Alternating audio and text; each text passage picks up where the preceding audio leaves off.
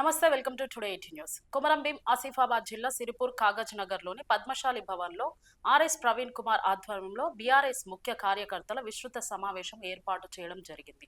అనంతరం మీడియా సమావేశంలో ఆర్ఎస్ ప్రవీణ్ కుమార్ మాట్లాడుతూ సిరిపూర్ నియోజకవర్గం 001 అభివృద్ధికి మాత్రం వెనుకబడి ఉంది అని అన్నారు.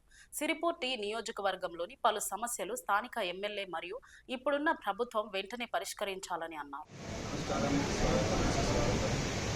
ఈరోజు టీఆర్ఎస్ పార్టీ ఆధ్వర్యంలో సిరిపూరు నియోజకవర్గ ముఖ్య కార్యకర్తల విస్తృత స్థాయి సమావేశం జరిగింది. పద్మశాలి భవన్లో దాదాపుగా 3 గంటల పాటు సుదీర్ఘంగా విస్తృత స్థాయి సమావేశం జరిగింది. మలిదశ తెలంగాణ ఉద్యమంలో కీలక పాత్ర పోషించింది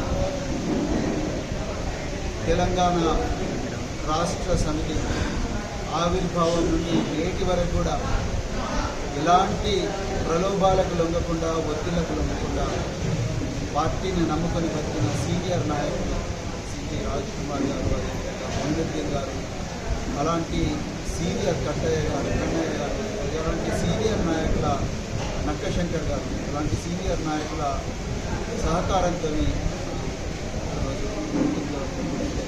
చాలా ఆనందంగా ఉంది. ఎంతోమంది వేరే ప్రాంతాల నుంచి ఇక్కడికి వలస వచ్చిన భూస్వాములు ఈ తెలంగాణ ప్రాంతాన్ని కబ్జా చేసి, మరి ముఖ్యంగా సిరిపూర్ ప్రాంతాన్ని వాళ్ళ గుప్పిట్లో ఉంచుకొని ఇక్కడ ప్రాంత ప్రజలందరినీ కూడా దారుణంగా దోపిడీ చేసి వాళ్ళ ఆస్తులు పెంచుకొని ఈరోజు బీఆర్ఎస్ పార్టీ అధికారంలో ఉన్నప్పుడు బీఆర్ఎస్ పార్టీని ఆ అధికారాన్ని వాడుకొని వాళ్ళ ఆస్తులన్నీ కూడా పెంచుకున్న దోపిడీ దొంగలు ఈరోజు పార్టీ నుండి వెళ్ళిపోవడంతో వాళ్ళ పీడ విరగడైపోయింది. సంతోషంగా ఈరోజు కార్యక్రమంలో జరిగింది. అదేవిధంగా పార్టీలో ఈ కొంతమంది బందిపోట్లు, కొంతమంది దోపిడీ దొంగలు పోయినంత మాత్రాన, కొంతమంది స్వార్థపరులు పోయినంత మాత్రాన పార్టీ ఏమాత్రం బలహీన పడలేదు. పార్టీలో ఇప్పటికి కూడా తెలంగాణ రాష్ట్ర సమితి, ఇప్పుడు బీఆర్ఎస్ కార్యకర్తలు గ్రామాన ఇప్పటికి కూడా బలంగా ఉన్నారనే ఒక మెసేజ్ ఇవ్వడం కోసం ఈరోజు ఈ సమావేశం పెట్టడం జరిగింది. ఇప్పటి వరకు కాసైన తెలంగాణ వాదులందరికీ కూడా హృదయపూర్వకంగా నేను పాదాభివందనం చేస్తున్నాను. మరి అదే సందర్భంగా పార్టీని మరింత బలోపేతం చేశారు.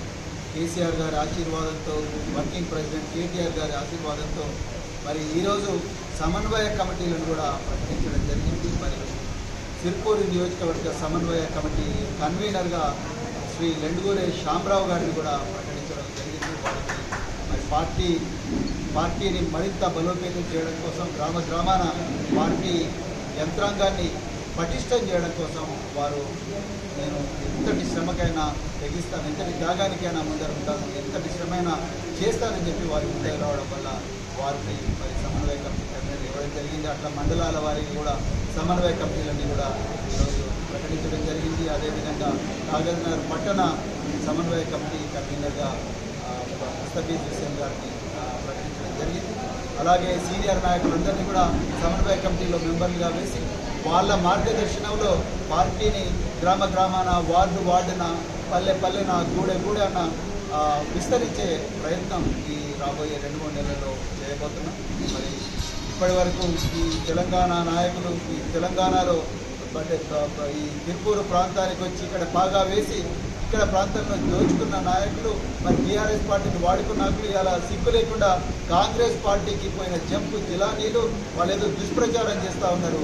ప్రవీణ్ కుమార్ ఇక్కడ ఉండడం లేదు, ప్రవీణ్ కుమార్ ఇక్కడ నుంచి వెళ్ళిపోతున్నాడని ఒక దుష్ప్రచారం చేసింది. వాళ్ళందరికీ నేను ఒక్కటే సమాధానం చెప్తున్నా, బిడ్డ మాది 3-8 మా ఇంటి నెంబరు కోసిని గ్రామ పంచాయతీ. నేను గ్రామ పంచాయతీ ట్యాక్స్ కూడా కడుతున్నా. నేను ఆ రోజు కూడా చెప్పినా, ఈ రోజు కూడా చెప్తున్నా, చివరి శ్వాస వరకు కూడా సిరిపూరు ప్రజల సేవలోనే నేను ఉంటా అని చెప్పేసి ఈ రోజు కూడా చెప్తున్నా. మీలాగా దోపిడీ దొంగను కాదు, మీలాగా ప్రజలను రాబందులాగా పీక్కుతునే ఇంకా రాబందును కాదు. నేను ప్రజల సేవ చేయడం కోసం నా విలువైన ఉద్యోగాన్ని వదులుకున్నా.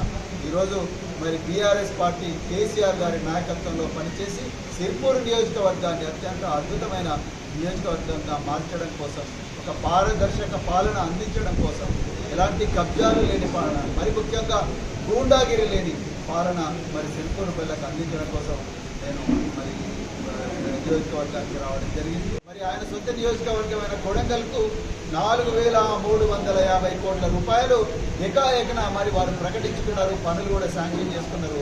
నేను రేవంత్ రెడ్డి గారిని ఒక్కటే కోరుతున్నా, అయ్యా రేవంత్ రెడ్డి గారు, మీ నియోజకవర్గాన్ని మీరు డెవలప్ చేసుకుంటా అంటే దాంట్లో తప్పులేదు, ఒక ఎమ్మెల్యేగా మీకు హక్కున్నది. కానీ 118 నియోజకవర్గాలు కూడా తెలంగాణలో ఉన్నాయి, వాటి గురించి కూడా దృష్టి సారించండి. రాజ్యాంగంలో ఎక్కడ రాసి లేదు, ముఖ్యమంత్రి నియోజకవర్గానికే ఎక్కువ డబ్బులు పోవాలి, మరి మిగతా నియోజకవర్గానికి రావకూడదని ఎక్కడ లేదు. అందుకొరకు సిరిపూరు 001 నెంబర్ 1 నియోజకవర్గం ఇక్కడ. కానీ చివరి స్థాయిలో అభివృద్ధిలో చివరి స్థాయిలో కొంతమంది స్వార్థపరుల వల్ల అభివృద్ధిలో చివరి స్థాయిలో పోయింది నియోజకవర్గం.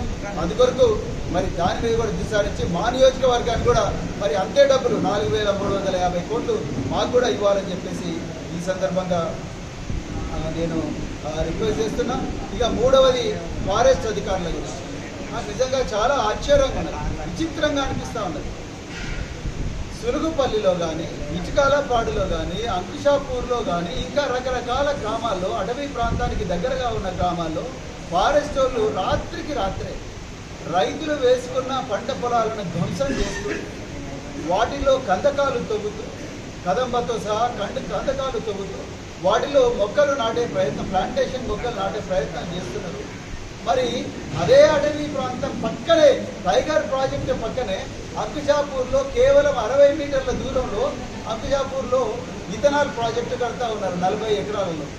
ఇథనాల్ ప్రాజెక్టు కడుతున్న 40 ఎకరాల్లో టైగర్ కన్జర్వేషన్ జోన్కు దగ్గరగా ఉన్నది. మరి ఆ ఇథనాల్ ప్రాజెక్టు కంటే యజమానులను మీరు ఎందుకు అడుగుతలేరు, వాళ్ళ పని ఎందుకు ఆపుతలేరు? ఇప్పుడు కూడా యథేచ్ఛగా పని నడుస్తూ ఉన్నది. అంటే కాంగ్రెస్ పార్టీ నాయకులు, స్థానిక కాంగ్రెస్ పార్టీ నాయకులు దాంట్లో పార్ట్నర్గా ఉన్నారనే మీరు మరి ఈ పనిని ఆపకుండా వాళ్ళ గ్రీన్ సిగ్నల్ ఇస్తున్నారు.